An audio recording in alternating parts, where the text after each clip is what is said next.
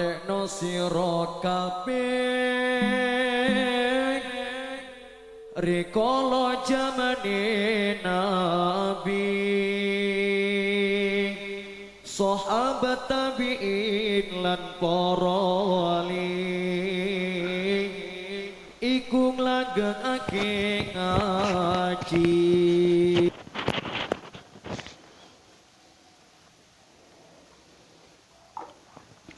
Assalamualaikum warahmatullahi wabarakatuh. Bismillah, alhamdulillah, ala ni'matillah, wassalatu wassalamu ala rasulillah Muhammad ibn Abdillah wa ala alihi wa sahbihi ajma'in, amma ba'du. Alhamdulillah, kita masih diberi kesempatan, kita masih diberi waktu oleh Allah untuk bisa kembali kita bersama-sama belajar ilmu agama Allah. Maka rasa syukur kita ikrarkan bersama-sama dengan bacaan tahmid Alhamdulillahirabbil alamin. Tidak lupa rahmat sama Allah semoga tetap tercurahkan kepada junjungan kita Nabi Agung Muhammad sallallahu alaihi wasallam, dan semoga kita semua mendapat syafaat bil yaumil hadisah ila yaumil qiyamah, amin ya rabbal alamin. Alhamdulillah, kita masih bisa berjumpa kembali, kita masih bisa belajar bersama-sama lagi. Semoga ilmu yang kita pahami, ilmu yang kita pelajari ini menjadi wasilah kita bisa berusaha untuk menjadi lebih baik lagi dan mendapatkan keridhaan Allah Subhanahu wa taala, amin ya rabbal alamin. Pernah ada orang bertanya kepada saya, Mas, kita kok ngaji nggak selesai dari dulu sampai sekarang, kok nggak pernah selesai. Saya jawab aja, yang namanya thalabul ilmu din, belajar ilmu agama, itu tidak ada kata selesai. Sampai kita mati tidak akan pernah ada kata selesai. Sebab apa? Sebab Rasulullah pernah bersabda, thalabul ilmi minal mahdi ila lahdi, belajarlah ilmu dari kandungan sampai ke liang lahat. Sebab apa? Dengan ilmu agama kita bisa mengatur langkah kita, kita bisa menjaga langkah hidup kita agar tidak tersesat, agar kita tidak melanggar aturan-aturan yang Allah buat untuk kita, agar kita bisa melangkah dengan cahaya-cahaya Allah Subhanahu wa taala. Oleh sebab itu, sampai kapanpun selama nafas ini masih bisa berhembus, selama ruh kita masih menyatu dengan raga, kita tetap diwajibkan untuk belajar ilmu agama. Sebab hukum mempelajari ilmu agama Allah, hukum mempelajari ilmu itu hukumnya wajib bagi setiap manusia, hukumnya fardhu ain. Jadi siapapun wajib mempelajari, siapapun harus mempelajarinya agar hidupnya lebih teratur, agar hidupnya lebih terarah. Maka dari itu mari kita lanjutkan ngaji kitab Sulam Taufik, semoga kita bisa memahaminya dan kita bisa mengamalkannya, amin ya rabbal alamin. Ya cerita kaya Allah fadika rahmatika hamdaka salamatika usanillah ala Mustafa Muhammad sallallahu alaihi wa sallam wa ibadi karanjangin usanillah hadratil jami'a bisru usanillah hadratil jami'a Muhammad sallallahu alaihi wa sallam usanillah kejiratin usanillah hadratil jami'a usanillah hadratil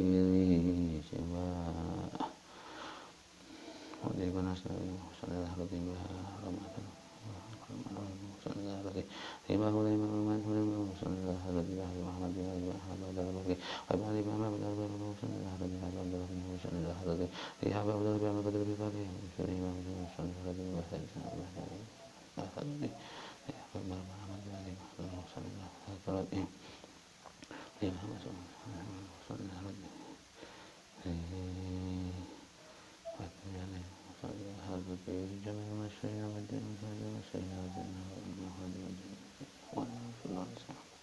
وسنة هذه السلطان الشيخ عبد القادر وسنة Tati li Abi Muhammad Jamari bin Abdul Rahmani wa usulillah durati lima alif dari kitab Islam Taufiq Syekh Al-Habib Abdullah bin Husain bin Zahir bin Muhammad bin Hashim Bala bin Bakurum anna Allah jadallahu yakuna bi asrarihi ma'lumin batin fitin wa dunya wa akhirah ghafara lana al-Fatihah. أعوذ بالله من الشيطان الرجيم بسم الله الرحمن الرحيم الحمد لله رب العالمين الرحمن الرحيم مالك يوم الدين إياك نعبد وإياك نستعين اهدنا الصراط المستقيم صراط الذين أنعمت عليهم غير المغضوب عليهم ولا الضالين رب اغفر لي ولوالدي Kita melanjutkan kitab Sunan Taufik. Kemarin pasal tentang menerangkan bagi setiap orang Islam yang sudah balik, sudah berakal, wajib melaksanakan perintah Allah dengan menjalankan segala syarat dan rukunnya. Jadi kalau kita menjalankan perintah Allah serta menjalankan sholat, syarat dan rukunnya juga harus kita laksanakan agar ibadah kita sah, agar ibadah kita sempurna. Sekarang pasal berikutnya. A'udzubillahi minasyaitonirrajim. Bismillahirrahmanirrahim. Faslun utawi iku ana fasal suci. Faminal wajibi monggo iku saking pira-pira perkara kang wajib. Khamsu shalawatin utawi 5 pira-pira salat. Fil yaumi ing dalam sedina wal lailati lan sewengi. Jadi ini fasal tentang kewajiban kita sebagai seorang muslim. Jadi salah satu kewajibannya adalah sholat 5 waktu dalam waktu sehari semalam. Kita wajib menjalankan sholat 5 waktu. Sebab apa? Rasulullah bersabda, awalu ma yuhasabu bi 'abdin yaumal qiyamah shalah.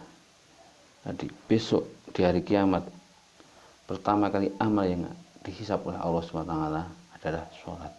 Maka dari itu maka kita harus menjaga sholat kita, harus bagaimana caranya, apapun keadaannya, kita harus tetap menjalankan sholat. Sesibuk apapun kita, seasik apapun kehidupan kita, kita tetap harus menjalankan sholat 5 waktu.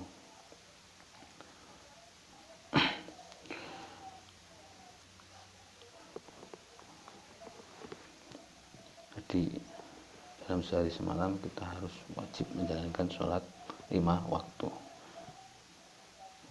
Sholat apa saja? Adzuhru siji sholat duhur. Waktuha utawi waktune sholat duhur iku idza jalat nalikane lingsir apa as-samsu srengenge. Ila masiri di kulisain tumeka maring dadine ayang-ayangi saben-saben suci.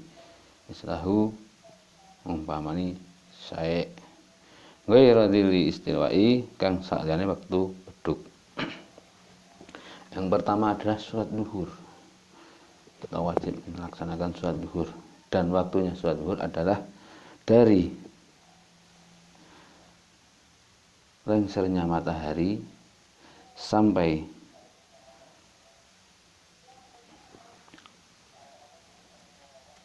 sebuah bayangan sama dengan yang punya bayangan. Seandainya tongkat ditaruh di atas, di tengah halaman atau di tengah lapangan, kok bayangannya sudah geser sedikit dari waktu istiwa, tidak ada bayangan sama sekali, itu waktu istiwa, waktu beduk, itu haram salat. Terus sudah geser sedikit ke timur, itu sudah masuk waktu zuhur. Sampai bayangan itu sama dengan yang punya bayangan, dengan tongkat yang sama dengan tongkatnya. Bayangannya kalau sudah sama dengan tongkatnya, panjangnya, itu sudah habis waktu zuhur. Wal ngasru lan nomor 2 salat ngasar. Waktu halal utawi waktu salat ngasar iku mimbati waktu zuhri saking sause waktu zuhur ila maghribi syamsi. Tumeka maring surupe srengenge. Setelah sholat zuhur, waktu zuhur habis, setelah itu masuk waktu asar. Jadi bayangannya sudah sama dengan yang mempunyai bayangan, seandainya tongkatnya tongkat, bayangannya sudah sama, terus lebih sedikit itu sudah masuk waktu asar. Sampai kapan? Sampai surupnya matahari, terbenamnya matahari. Matahari terbenam, waktu asar sudah habis. Jadi yang pertama sholat zuhur, yang kedua sholat asar. Setelah waktu sholat zuhur habis, masuk waktu sholat asar. Wal maghribu lan kaping 3 iku sholat maghrib, waktu utawi wektu sholat maghrib iku mibati maghribi syamsi saking sause surupe srengenge ila maghribi syafaqil ahmari temeka maring surupe mega kang abang. Terus yang ketiga adalah sholat maghrib. Waktunya sholat maghrib kapan? Tadi setelah waktu sholat asar habis, jadi matahari sudah terbenam, itu waktu sholat asar maghrib. Itu waktu sholat asar habis, masuk waktu sholat maghrib. Sampai kapan? Sampai terbenamnya, hilangnya mega kang abang. Jadi awan yang kemerah-merahan itu sudah hilang, itu waktu sholat maghrib sudah habis. Wa nisa ulan kaping 4 iku salat nisa wa waktuha utawi wektune salat isya iku mimba di waktil maghribi saking sause wektune salat maghrib ila tungil fajri tumeka maring metune fajar as-shadiqi kang bener. Terus masuk waktu salat isya. Jadi awan yang kemerah-merahan itu sudah hilang, waktu maghrib habis, langsung masuk waktu salat isya. Sampai kapan waktu sholat isya? Dari terbenamnya awan yang kemerah-merahan sampai terbitnya fajar shadiq. Jadi fajar ada 2, fajar shadiq dan fajar kadhib. Fajar kadhib itu sebelum fajar shadiq datang itu ada fajar kadhib.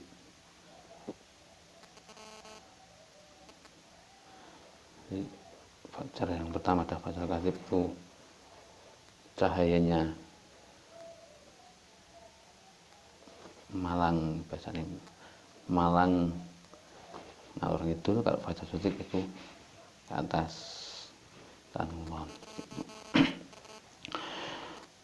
Wasubhu lan kaping 5 iku salat subuh, waktu utawi wektune salat subuh iku mibati waktu isya saking sause wektune salat isya ila tungi syamsi tumeka maring metune srengenge. Setelah fajar shadiq waktu subuh habis, masuk waktu isya habis, masuk waktu subuh. Jadi waktu isya tadi setelah terbenamnya awan yang kemerah-merahan itu sudah hilang, masuk waktu salat isya sampai fajar shadiq. Setelah fajar shadiq masuk waktu sholat subuh. Sampai kapan? Sampai terbitnya matahari. Matahari terbit itu waktu subuh sudah habis. Jadi kita dalam sehari semalam kita wajib melaksanakan sholat 5 waktu, yaitu zuhur, asar, maghrib, isya, subuh. Kita wajib melaksanakannya dengan tertib pada waktunya. Fadajibu mangwajib apa hadir furdu ikhlas pira-pira fardu fi awqatiha ing dalam waktune furud ala kulli muslimin ing atas saben-saben wong Islam balikin kang balik ngakilen kang duweni akal tahirin kang suci. Jadi kita wajib melaksanakan sholat pada waktunya. Waktu isya ya di waktu isya, waktu maghrib ya di waktu maghrib, waktu zuhur ya di waktu zuhur. Fayahrumu mongko haram apa takdimuhan dinginake salat ngala waktu ing atase wektune salat wa takhiruha lan ngakhirake salat anhu saking waktu ligairin krana tanpa ngudur. Jadi kita diharamkan melaksanakan salat sebelum waktunya atau sesudah waktunya tanpa adanya ngudur. Ya, jam 11 sebelum masuk waktu zuhur kok kita melaksanakan sholat zuhur, itu haram hukumnya, tidak sah sholatnya. Atau sesudahnya sudah masuk waktu sholat asar kok kita baru sholat zuhur, juga tidak sah sholatnya, haram tanpa ada ngudur.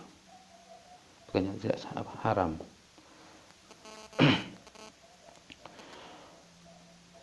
Dan wudurnya sholat cuma ada dua, lupa dan tidur. Itu tanpa disengaja. Kalau disengaja itu bukan wudur.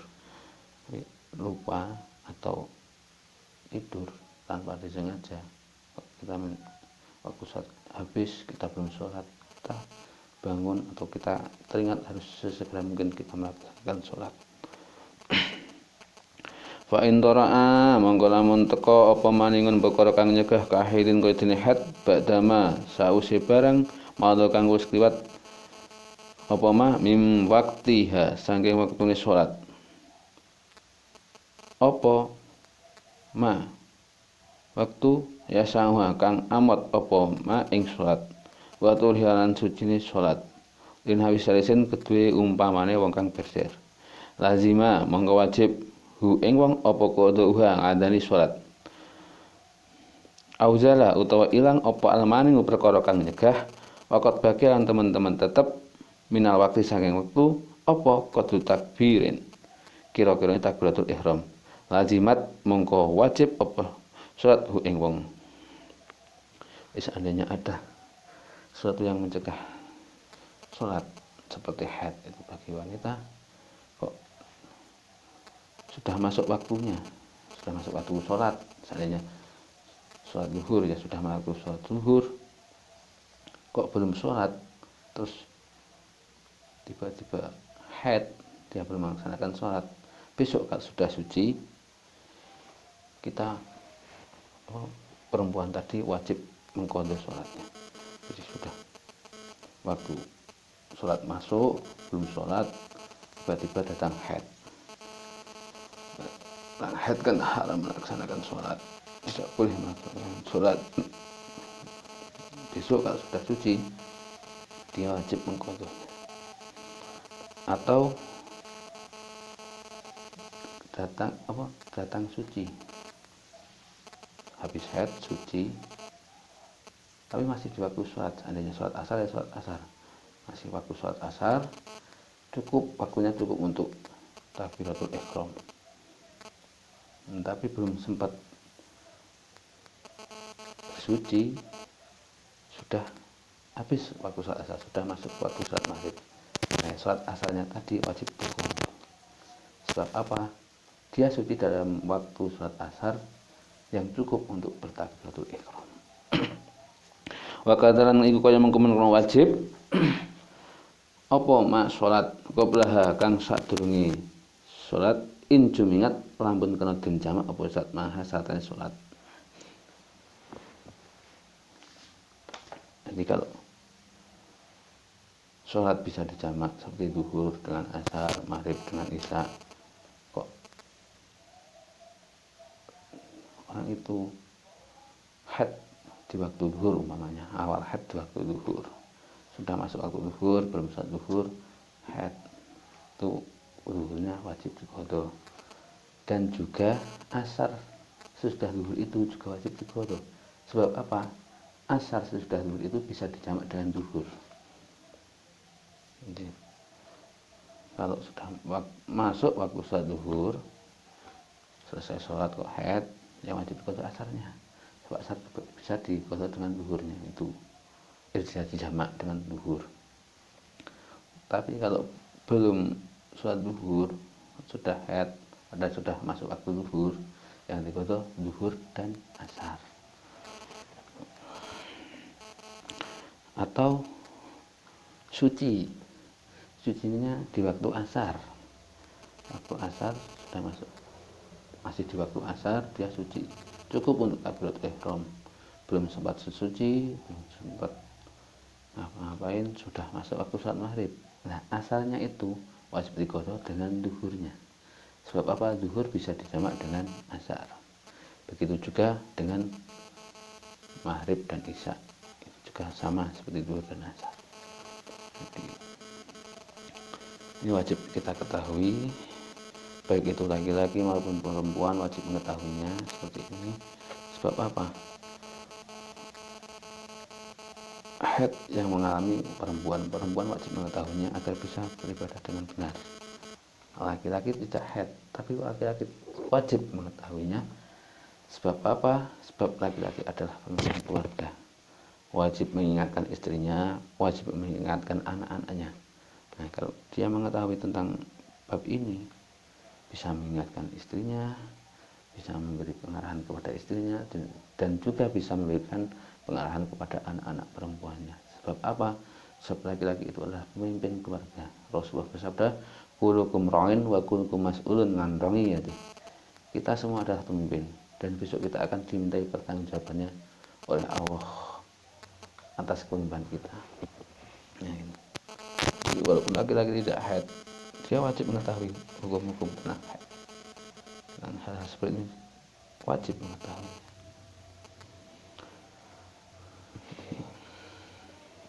Kita ilmu seperti ini wajib kita pelajari. Semua akan dimintai pertanggungjawaban oleh Allah. Bagaimana langkah kita menjalani hidup, bagaimana langkah kita memimpin keluarga, semua akan dimintai pertanggungjawaban oleh Allah Subhanahu wa taala. Terus kenapa sholat itu sangat penting? Apa alasannya? Kita sebagai mengetahuinya. Sebab awalu ma yuhasabu min ad-dunya wal qiyamah sholat. Kita wajib melaksanakannya. Alasannya yaitu besok amal kita yang akan bisa pertama kali adalah sholat.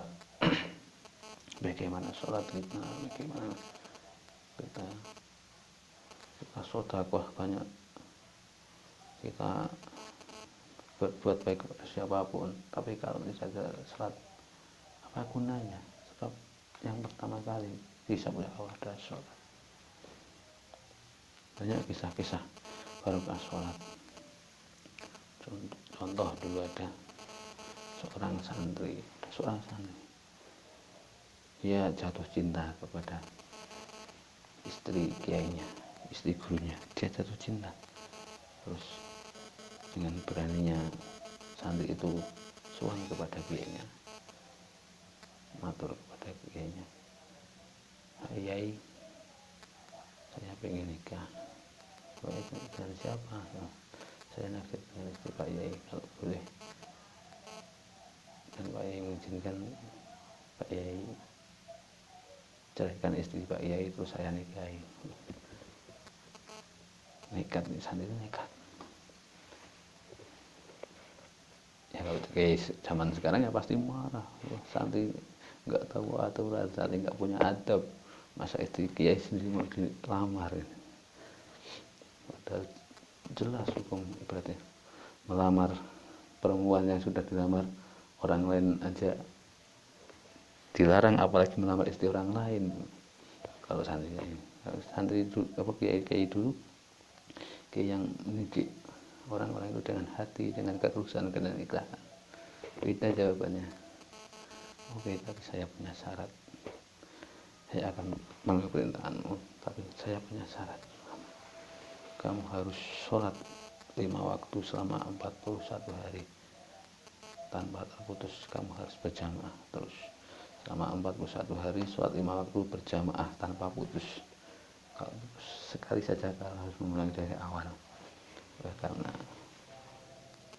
dia lagi di mabuk cinta yang menyanggupi syarat dari Pak Yai tadi. Dia sholat selama 41 hari berjamaah tanpa terputus, terus berjamaah sampai dia lupa. Akhirnya sholat, dia bisa melaksanakan kenikmatan sholat berjamaah selama 41 hari, melaksanakan sholat 5 waktu tanpa tercecer, tanpa ada yang dikodok, semuanya tertib pada waktunya. Dia menikmatinya, dia lupa tentang hal tadi yang di depan tadi. Terus sudah selesai 41 hari, kiainya datang santrinya, sudah 41 hari kamu sudah melaksanakan apa, kamu tetap mau melanjutkan keinginan kamu dengan kelegaan hati, dengan hati yang sudah mendapat hidayah Allah.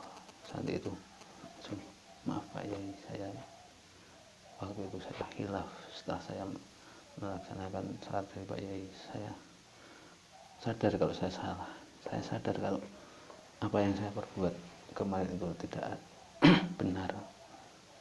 Saya mohon maaf yang sebenarnya. Saya sudah bisa menata hati saya sudah bisa menata pikiran saya bahwa kemarin saya dikendalikan oleh hawa nafsu. Nah, gitu. Cara mendidik kiai-kiai yang terus ikhlas itu beda, tidak dengan kekerasan, tapi dengan kelembutan, dengan kasih sayang. Maka apapun yang diutarakan dengan hati akan nyampe ke hati. Jadi, mari kita belajar bersama-sama, mari kita pahami hukum-hukum Allah, kita pahami syarat-syarat Allah agar hidup kita lebih teratur, hidup kita lebih terjaga. Kita bisa mengendalikan nafsu, bukan kita yang dikendalikan oleh hawa nafsu. Mungkin ini yang bisa saya sampaikan, pasti banyak kekurangan dan kesalahannya, saya maaf yang sebesar-besarnya. Saya akhiri. Assalamualaikum warahmatullahi wabarakatuh.